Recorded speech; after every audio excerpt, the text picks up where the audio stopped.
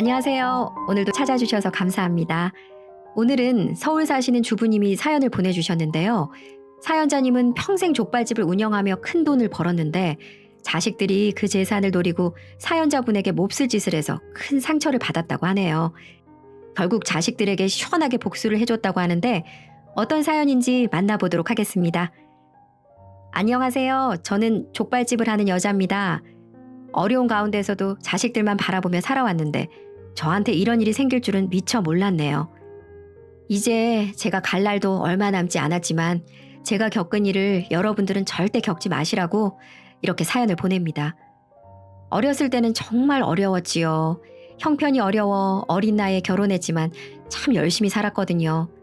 남편은 돈이 많지도 않았고 배운 것도 없었지만 대신 우직하고 성실했습니다. 내 것이라고는 손바닥만한 밭대기 하나 없이 소작을 지으면서도 그럭저럭 살림을 꾸렸지요. 저도 삭바느질이며 날품팔이며 안 해본 일이 없었답니다. 그렇게 꾸린 살림에 자녀도 하나 둘씩 생겨서 아들 둘에 딸 둘을 두게 되었네요. 그땐 살림이 그렇게 어려웠는데도 아이들을 참 많이도 낳았어요. 우리 6식구는 힘들어도 그렇게 서로를 보듬으며 알콩달콩 살았습니다. 그런 우리 가족에게 생각지도 못한 일이 일어났어요. 대체 무슨 병에 걸린 건지 남편이 시름시름 앓더니만 급기야 쓰러져서 일어나지를 못하더라고요. 그땐 정말 눈앞이 캄캄했어요. 당장 식구들 입에 풀칠할 방법도 마땅치 않았거든요. 저는 여전히 남의 집에서 품을 팔아 돈을 벌기는 했지만 6식구를 건사하기에는 턱없이 부족했죠. 그래서 무작정 솥과 재료 몇 가지만 사서 노상에 펼쳐놓고 음식을 팔기 시작했습니다. 처음엔 일꾼들을 상대로 국수를 팔았는데 아무래도 값이 싸다 보니 돈이 되질 않더라고요. 그래서 마음을 바꿔서 술안주로 족발을 팔기로 했죠. 잔칫집에서 품을 팔며 눈대중으로 배워서 제법 자신이 있었거든요. 당시에는 족발이 생소한 음식이었지만 조금씩 맛있다는 소문이 나면서 장사가 커지기 시작하더라고요. 그렇게 처음엔 노점에서 시작한 식당이 작은 가게로 그리고 다시 연이은 확장에 확장을 거쳐 지금은 제 소유의 5층 건물 1층 전체를 쓸 만큼 커졌어요. 그렇게 억척스럽게 사는 동안 남편은 제 곁을 떠났고요. 그때 제 나이가 42살이었으니 남편은 10년 넘게 누워만 있다가 떠났네요. 다행히 아빠 없이도 아이들은 구김살 없이 잘 자라주었습니다. 큰아들은 제가 혼자 일하는 게 안타깝다며 그러지 말라는데도 거의 매일 가게에 나와 일을 도와주었어요. 그동안 둘째 딸은 집안에서 나머지 동생들을 돌봤고요. 그렇게 먹고 살자고 시작한 족발집이 이제는 맛집으로 소문이 나서 제법 유명해졌어요. 요즘은 인터넷 시대잖아요. 굳이 뭘 하지 않아도 다들 어떻게 알고들 찾아오시는지 우리 집은 항상 문전성실합니다. 하지만 날이 갈수록 장사가 잘 되고 일이 바빠질수록 허무함이 밀려오더군요. 어느 순간 정신을 차리고 보니 좋은 시절은 다 지나갔고 아들, 딸들은 모두 출가해서 집에 돌아오면 마음 한구석이 허전해지는 거예요. 가끔 찾아오는 손자, 손녀들이 그렇게 예쁠 수가 없지만 모두 다 떠나고 나면 허전함은 배가 되었지요. 이제 장사를 그만둘 때가 되었다는 생각이 들기 시작하는 거예요. 그래서 점점 일을 줄이기 시작했고요. 족발이야 여전히 제가 삶지만 나머지 일은 사람들에게 나눠주었어요. 하지만 아무리 일을 나눠줘도 제 장사인 만큼 제가 직접 해야 할 일은 여전히 많았고 저는 별로 한가해지지 않더라고요. 주변 사람들의 이야기를 들어보면 아이들 출가시키고 여유가 있는 사람들은 제주도에 가네, 해외에 가네 하며 놀러 다니기도 하고 무슨 취미생활도 많이들 하던데 저는 도무지 그럴 수가 없더라고요. 저야 이제껏 해온 게 장사밖에 없었고 이미 나이도 많아서 그럴 기력까지는 없었지만 그래도 이제는 다 내려놓고 그냥 쉬기라도 하고 싶었습니다. 그래서 자식들을 모아 장사를 접겠다는 이야기를 꺼냈죠. 그래요. 어머니 그동안 고생만 하셨는데 이제 다 정리하고 쉬셔야죠. 그래 엄마 나이 벌써 80이야. 그전부터 좀 쉬라고 그렇게 말씀드려도 들은 척도 안 하시더니만 잘 생각했어. 큰아들과 큰딸은 제가 일을 그만두겠다고 하자 적극 찬성하더군요. 그런데 그럼 가게는 누가 물려받는 거예요? 셋째 아들이 말을 꺼내자 묘한 긴장감이 돌기 시작하더군요. 사실 장사를 접겠다고는 했지만 가게를 팔거나 할 생각은 아니었거든요. 누군가에게는 고작해야 족발집이겠지만 지난 50년간 우리 가족을 먹고 살게 해준 고마운 곳인데 제가 일하기 싫다고 그냥 팔 마음은 없었거든요. 그래서 고민 끝에 제 나름대로 막내딸에게 물려주기로 마음을 먹고 있었어요. 다들 출가해서 잘 살고 있다고는 했지만 형제들 중에서 막내는 여러모로 많이 처지는 게 사실이었어요. 평범한 회사원이던 남편이 교통사고를 당해 장애를 입고 막내딸 혼자 살림을 꾸려가는 모습이 마치 젊은 시절의 제 모습 같아서 애처롭기도 했고요. 그런데 다른 자식들의 생각은 달랐습니다. 나는 막내에게 가게를 물려주면 어떨까 싶구나. 너희들도 알다시피 너희들 중에서 막내가 제일 어렵지 않니? 너희들은 이거 아니더라도 먹고 살만하니까 가게는 막내에게 주자꾸나. 그러자 다른 자식들이 크게 화를 냈습니다. 그게 무슨 말씀이세요? 어머니, 가게 일은 제가 제일 많이 도와드렸잖아요. 다른 건 몰라도 가게 운영은 제가 제일 잘한다고요. 당연히 제가 해야죠. 어렸을 때부터 항상 식당에 나와 일손을 거들던 큰아들이 버럭 소리를 지르더군요. 그러자 나머지 아이들도 득달같이 들고 일어나기 시작하더군요. 그게 무슨 말이야, 오빠. 엄마랑 오빠가 식당에 가 있는 동안 집안 살림은 누가 다 했는데 나 아니었으면 우리 가족이 이렇게 살 수 있을 것 같아? 식당에는 내 지분도 분명히 있다고. 누가 들으면 누나가 혼자 살림 다 한 줄 알겠다. 나는 뭐 놀고 있었던 줄 알아? 집에서 힘쓰는 일은 내가 다 했잖아. 둘째 딸이 나서자 셋째 아들도 덩달아 목소리를 높였고 조용했던 집안이 말싸움으로 시끄러워지고 말았습니다. 다들 그만 놀아. 너희들 생각은 잘 알았으니까 나도 고민 좀 해보마. 나름대로는 홀가분하게 식당을 넘기고 끝내려고 했었는데 막상 이야기를 꺼내고 보니 아이들 모두 제 나름의 생각이 있었고 누구 하나 편을 들어주기도 어렵더군요. 하지만 저는 여전히 막내딸에 대한 안타까움이 있었어요. 어렸을 때부터 다른 형제들 틈에 끼어 제 목소리 한번 못 내던 녀석이었는데 그 성격은 커서도 여전하더라고요. 사실 깨물어서 안 아픈 손가락이 없다지만 막내가 다른 형제들에 비해 더 애틋한 건 어쩔 수 없었습니다. 그렇게 모두 집으로 돌아간 후 내내 말이 없던 막내딸이 조용히 다가와 제 손을 잡더군요. 엄마, 난 정말 괜찮아. 이제 식당 일도 손에 익어서 우리 식구 먹고 사는 건 걱정 없어요. 그러니까 나 신경 쓰지 말고 결정해. 괜히 나 때문에 엄마 걱정하는 거 싫단 말이야. 참, 누가 누굴 걱정하는 건지. 녀석은 자기 식구는 자기가 알아서 다 할 수 있다며 제 손을 꼭 잡아주고 가더라고요. 어렸을 때부터 막내는 말수는 적었지만 제일 살가웠습니다. 특별히 뭘 한 건 아니었어요. 종일 고된 식당 일을 마치고 집에 돌아와 잠시 앉아 있으면 어느새 옆에 앉아 손을 잡아주는 그런 아이였지요. 그래서 더 정이 가고 애틋한 건지도 모르지만요. 어쨌든 그 일이 있고 난 뒤로 정말 많이 고민했습니다. 심정적으로는 막내에게 가게를 물려주고 싶었지만 다른 아이들의 반발이 너무 심했거든요. 다들 제 밥벌이는 한다고 하지만 누구 하나에게 몰아주는 것도 좀 그렇기도 했고요. 무엇보다 이전까지는 나름대로 화목했던 가족이고 형제였는데 고작 이 식당 하나 때문에 우애가 상하는 모습을 더 보고 싶지 않았거든요. 그래서 결정을 내리고는 자식들을 다시 집으로 불러 모았죠. 식당은 처분하기로 했다. 아무리 생각해도 내가 식당 일을 더 할 수는 없을 것 같고 누구 하나한테 물려주는 것도 그러니까 그냥 처분해서 공평하게 나눠주마. 하지만 그것도 쉽지는 않더군요. 자식들은 식당을 처분한다는 말에 더 발끈했습니다. 어머니, 한참 잘 되는 식당을 왜 팔아요?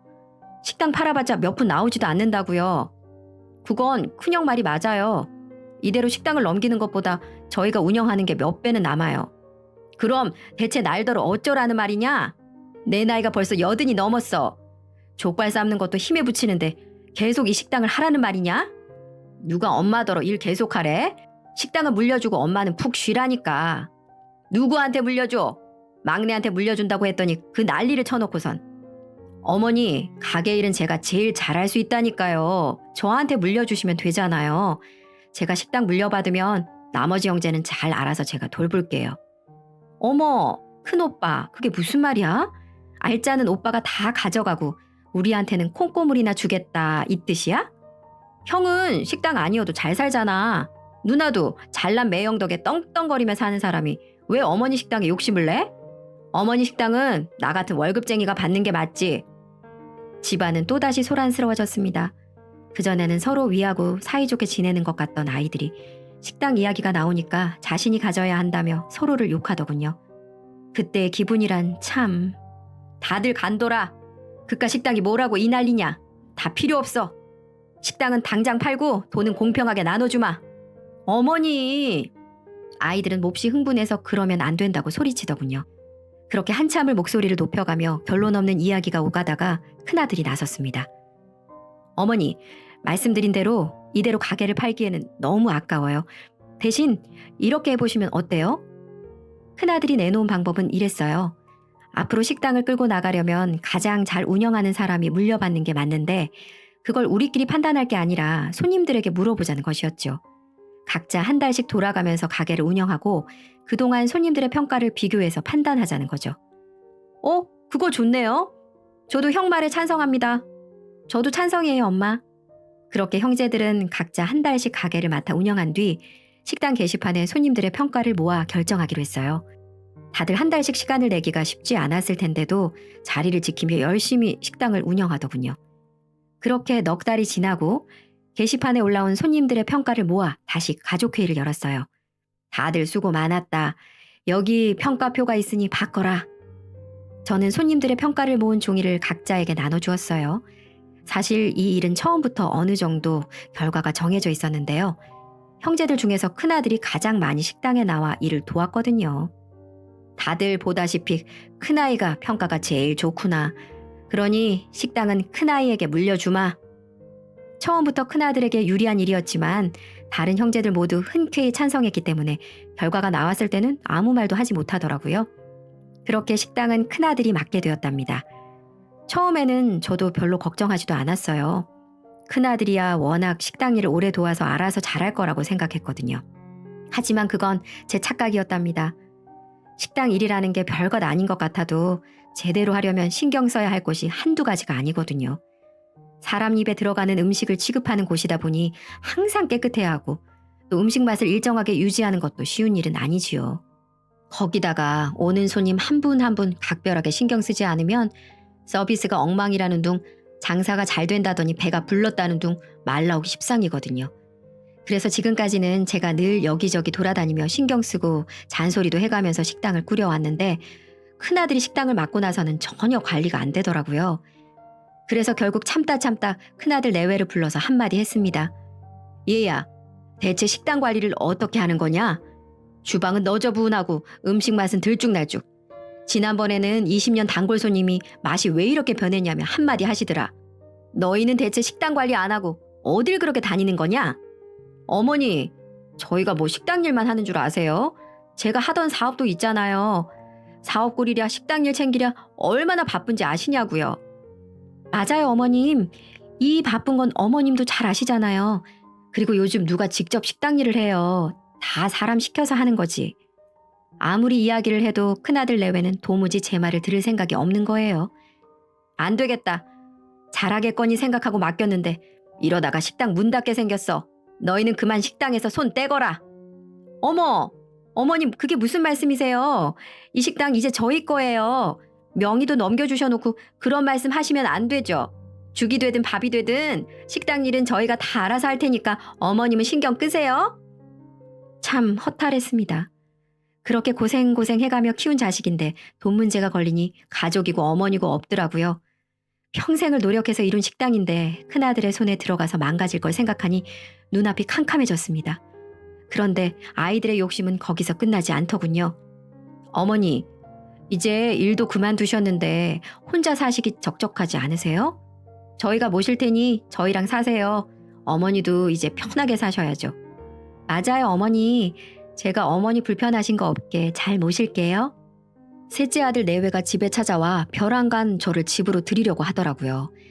예전 같으면 부모를 모시겠다는 그 마음이 마냥 기특하기만 했겠지만 식당 일도 있고 해서 곱게만 보이지는 않더군요. 더구나 내내 혼자 살았는데 이제 와서 출가한 자식의 집에 가서 눈칫밥 먹으며 살고 싶지도 않았고요. 일 없다. 곧 죽을 나이에 자식들한테 패기치고 싶은 생각은 없구나. 난 그냥 가는 날까지 혼자 살란다. 그런데 제 말을 들은 셋째 아들이 버럭 화를 냈습니다. 어머니, 괜한 고집 부리지 마세요. 연세도 있으시고 건강도 안 좋으신데 그 큰 집에서 어떻게 혼자 사신다는 거예요? 저희가 모실 테니까 당장 다음 주에 우리 집으로 들어오세요. 지금 사시는 집은 필요 없으니까 처분하시고요. 뭐야? 셋째는 제 남은 재산을 노렸던 것이더군요. 식당은 손님들의 평가 때문에 어쩔 수 없이 제 형에게 넘겼지만 남은 재산은 자신이 가져야 한다는 거였죠. 누군 자식이고 누군 자식 아닙니까? 형은 식당 가져갔으니 됐잖아요. 누나랑 막내 어차피 출가회인이고 남은 재산은 다 저 주셔야죠. 대신 어머니는 제가 모신다니까요. 그건 이 말이 맞아요, 어머님. 사실 식당 아니라도 아주버님 댁은 잘 사시잖아요. 그런 집에 식당을 물려주셨으니 남은 재산은 저희 주시는 게 맞죠? 그 말을 들었을 때는 정말 가슴이 미어지는 것 같았어요. 아이들 키우며 울고 웃었던 지난 세월이 그렇게 허무할 수가 없더라고요. 그렇게 셋째 아들 내외가 다녀간 뒤로 저는 며칠을 끙끙 앓아누웠습니다. 그러던 어느 날 막내가 찾아왔더군요. 엄마, 괜찮아? 어디가 얼마나 아픈데? 병원은 가봤어? 애처로운 눈으로 바라보는 막내를 보자 울컥했습니다. 재산 이야기라면 득달같이 달려들던 놈들이 아프다는 소리에는 들은 척도 하지 않았지만 조금 어리숙해도 살가운 막내는 다른 이야기 없이 제 걱정만 하더라고요. 그 모습을 보니 다른 녀석들이 더 괘씸하게 느껴졌습니다. 이대로는 안 되겠다는 생각이 들더라고요. 그래서 막내가 다녀간 뒤로 자리를 털고 일어났습니다. 제가 자리에서 일어났다는 사실을 알게 되자 다른 형제들이 득달같이 달려들더군요. 남은 재산은 자신에게 달라며 셋째 내외가 나섰고 거기다가 이미 식당을 물려받은 첫째, 그리고 자신은 자식도 아니냐며 달려드는 둘째 딸까지 참 제 자식들이지만 무슨 늑대 마냥 재산을 노리고 시도 때도 없이 집에 찾아왔답니다. 결국 저는 80이 넘은 나이에 자식들을 점차 멀리하게 되었고요. 전화가 와도 잘 받지 않았고 집으로 찾아와도 돌려보냈거든요. 얼굴을 마주치며 한다는 소리가 늘 남은 재산은 제게 주세요 하는 것뿐이었으니까요. 그러던 어느 날 막내딸에게서 전화가 왔어요. 저는 이미 지칠 대로 지쳐있던 터라 돈 이야기는 전혀 하지 않은 막내딸의 전화도 영 껄끄럽더라고요. 무슨 일이냐? 설마 너도 돈 달라는 얘기냐? 엄마는 내가 언제 엄마한테 돈 달라는 얘기한 적 있어? 그거야 모르지. 요즘 네 언니 오빠들 죄에다 눈만 뜨면 돈 얘기뿐이잖냐. 치, 엄마는 그런 거 아니야. 엄마 건강은 어떤지 물어보려고 전화한 거야. 막내는 다른 이야기 없이 그저 요즘 제 건강은 어떤지 먹고 싶은 건 없는지만 묻더군요. 아휴, 그래도 4명 중에 하나는 제대로 키웠구나 하고 조금은 위안이 되었습니다. 그러던 어느 날 큰아들에게서 전화가 와서는 이번 주말에 식구들끼리 다 같이 1박 2일로 나들이를 가면 어떻겠냐고 제안을 하더군요. 그동안 너무 죄송했다면서 말이죠. 사실 마음 같아서는 꼴도 보기 싫었지만 부모 자식 간에 그럴 수가 있나요? 그래서 정말 오랜만에 식구들이 다 같이 모여 강원도로 나들이를 나서게 되었습니다. 처음에는 또 무슨 수작을 부리려는 건지 싶어 시큰둥했는데 막상 자식들 내외가 모두 모여 밖으로 나오니 즐겁더군요. 한창 아이들을 키울 때는 식당 일 때문에 어디 놀러 가는 것도 쉬운 일이 아니었는데 이렇게 80 넘은 지금에서야 모였다는 생각에 조금 서글프기도 했고요.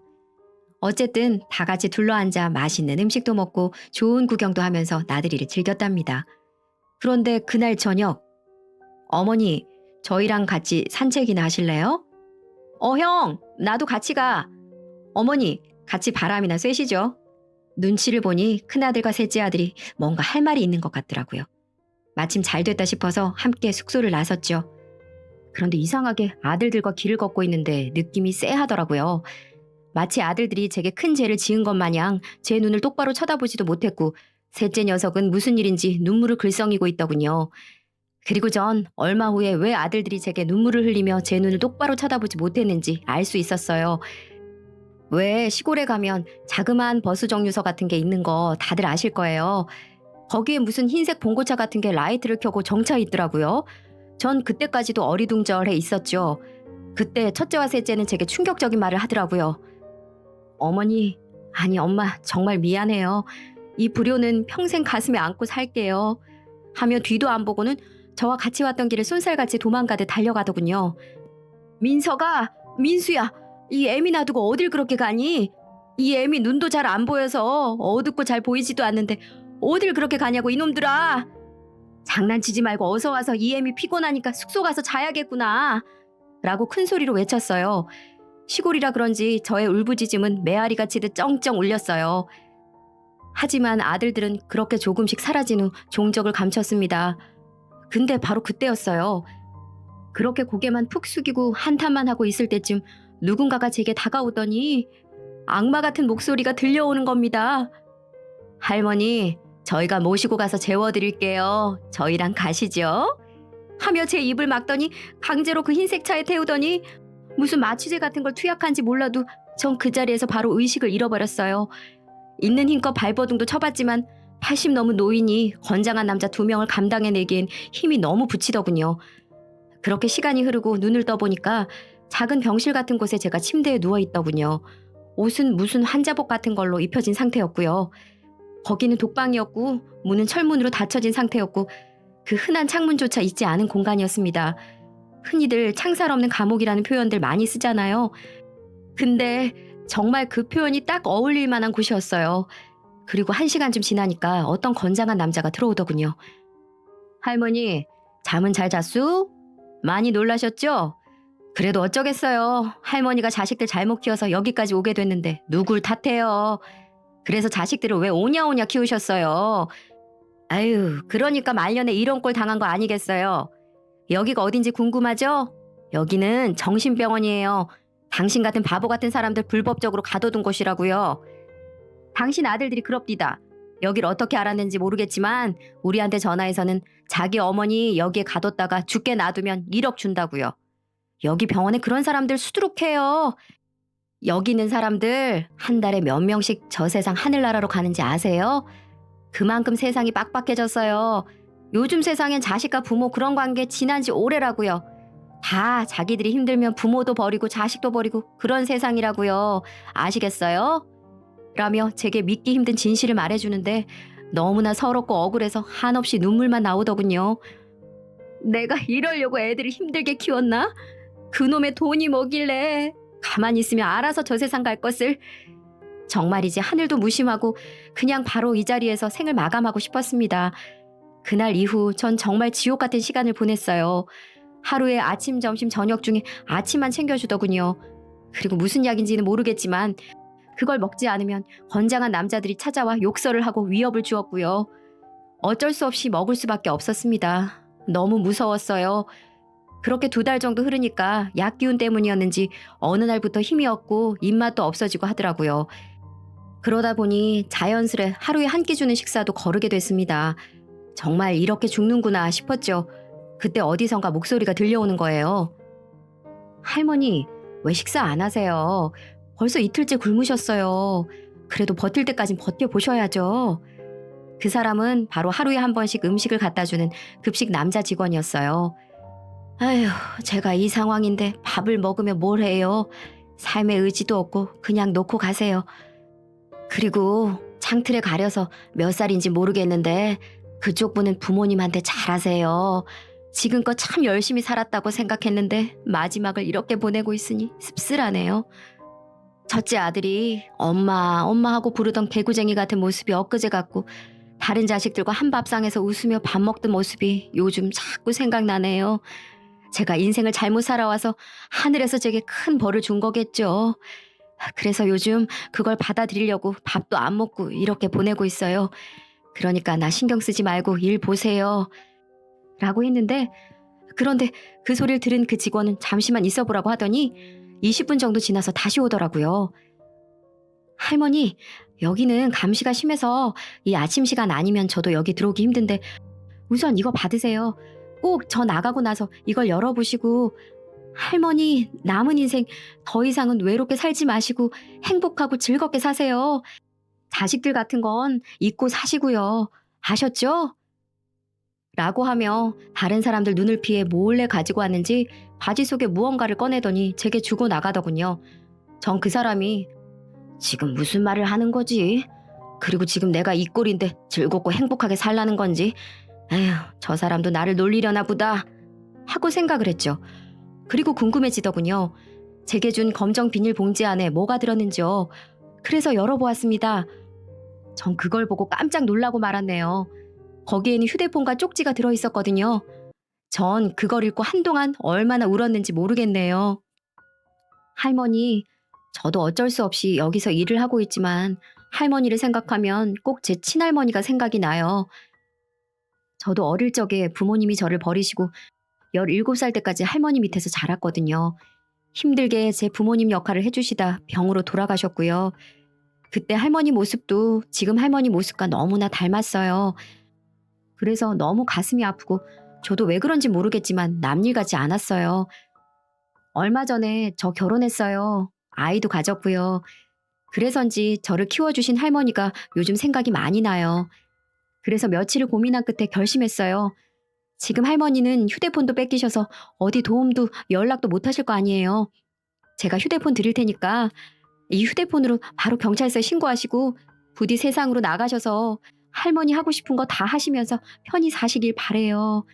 저도 목숨 걸고 도우고 있는 거예요. 병원 직원들 알면 저 분명 가만히 안 놔둘 거예요. 그러니까 꼭 나가셔서 행복하게 사셔야 해요. 그리고 여기 정신병원 주소예요. 여기로 신고하시면 돼요. 라고 적혀 있었습니다. 지금껏 살아보면서 자식들에게도 이런 편지나 쪽지 같은 걸 한 번도 받아본 적이 없는데 이 지옥 같은 곳에서 제게 한 줄기 도움을 준 그 남자에게 너무나 감동을 받을 수밖에 없었어요. 그렇게 전 고마움은 나중에 꼭 표시하기로 하고 곧바로 112에 신고를 했답니다. 얼마나 답답하고 초조했는지 한 번만 하면 될 것을 30분 만에 10통화는 더 한 것 같네요. 그만큼 여기서 나가고 싶은 마음이 절실했다는 거죠. 그렇게 전화를 수도 없이 하니까 보통 신고를 하면 지구대에서 먼저 경찰들이 오는데 상황의 심각성을 느꼈는지 어디 경찰청에서 형사들을 급파한 것 같더라고요. 왜냐면 그럴 수밖에 없었죠. 제가 이랬거든요. 지금 이리로 빨리 와주세요. 제가 감금돼 있어요. 이곳 정신병원은 보통 정신병원이 아니라 불법으로 돈을 받고 사람들을 가둬두는 곳이라고요. 여기서 사람들이 얼마나 죽어나가는지 몰라요. 라며 최대한 자세하게 설명을 했으니까요. 그렇게 형사들이 대거 몰려왔는데 어떻게 눈치를 챘는지 방송국 기자들도 같이 뒤따라온 것 같았어요. 그래서 막 여기저기를 찍고 난리도 아니더군요. 그렇게 전 그 남자 직원 덕분에 그 지옥 같은 곳에서 빠져나올 수 있었습니다.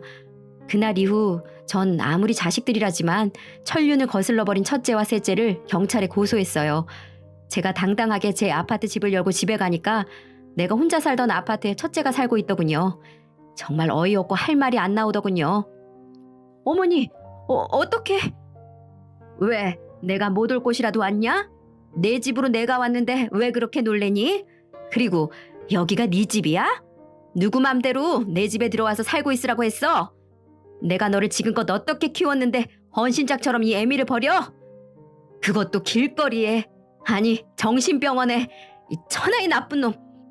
들어보니까 정신병원에 가두고 내가 죽으면 내 재산 사망보험금 그걸 너희들이 노렸다며? 이 배은망덕한 놈들 같으니라고. 너랑 셋째 경찰에 고소하고 오는 길이니까 당장 이 집에서 썩 꺼져 이놈아. 어머니, 제가 잘못했어요. 저는 그러지 말자고 했어요. 민수가 그러자고 저를 설득하는 바람에 전 절대 그러지 말자고 했다고요. 그런데 제가 눈이 멀어 동의하고 말았던 건 사실이에요. 어머니, 그래도 우린 남도 아닌 피가 섞인 자식이잖아요. 제발 용서해 주세요, 어머니. 저기 안 보이세요? 어머니 토끼 같은 손주들 안 보이시느냐고요. 저런 애들에게 아빠가 감옥 들어간 모습을 어떻게 보여줘요.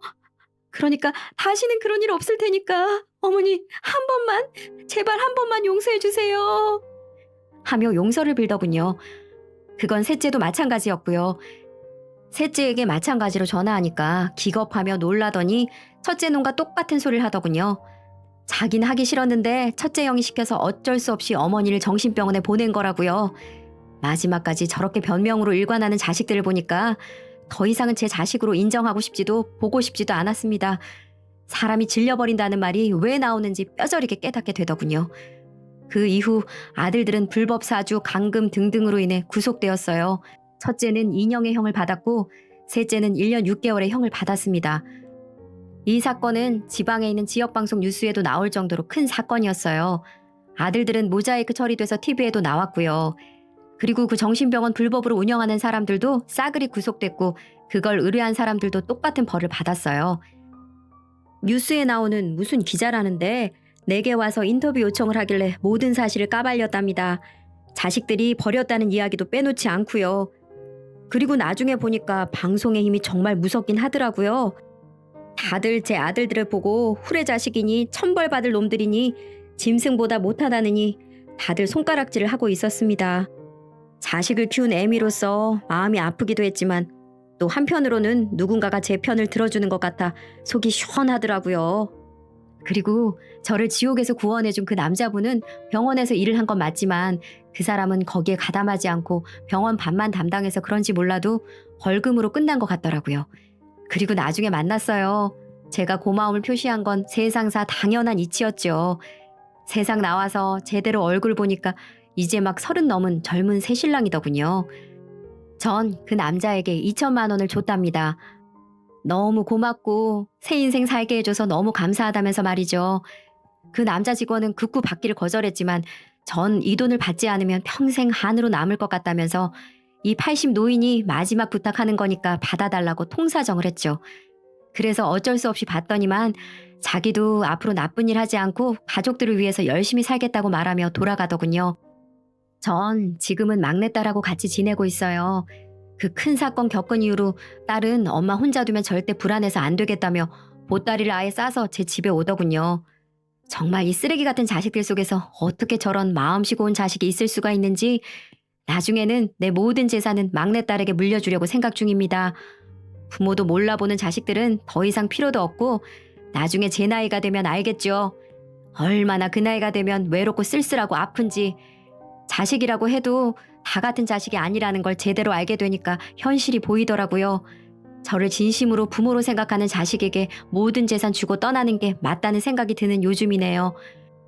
이걸 보시는 분들도 저와 같은 일 절대 겪지 마시고 오냐 오냐 하면서 키우면 제 꼴 납니다. 냉정할 때 냉정하게 하시고 남은 인생 잘 한번 살아보시길 바랄게요. 아직 안 죽고 배우자가 살아있으면 배우자하고 즐겁게 사시고요. 저처럼 배우자가 죽고 홀로 계신다면 그저 받아들이고 이 세상 좋은 곳, 맛있는 음식, 재밌는 일 정말 많습니다. 우리 그렇게 살자고요. 이만 제 사연은 줄이겠습니다. 다들 오늘 하루도 파이팅 하세요. 감사합니다.